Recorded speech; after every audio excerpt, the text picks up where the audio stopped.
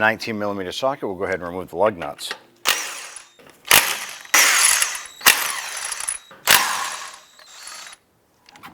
Go ahead and remove the wheel. Set that aside. In a 15mm socket, we want to go ahead and remove the sway bar end length nuts.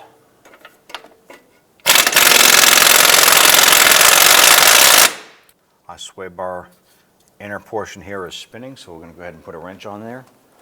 Using a thin wall 14 on the inside.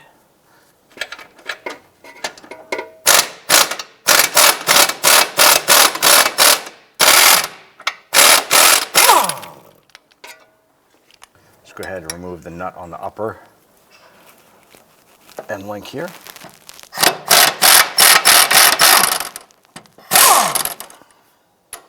Let's go ahead and remove the end link.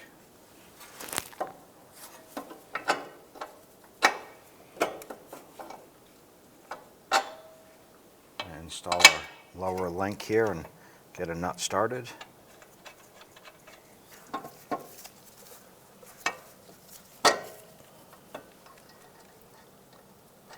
Get the upper nut started, and we'll go ahead and bottom those out.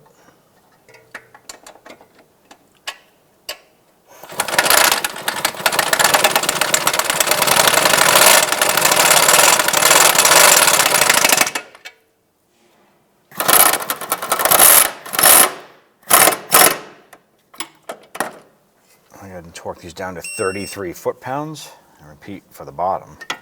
Let's go ahead and install our wheel. We get all of our lug nuts started by hand. Once we get these installed, we'll snug them down.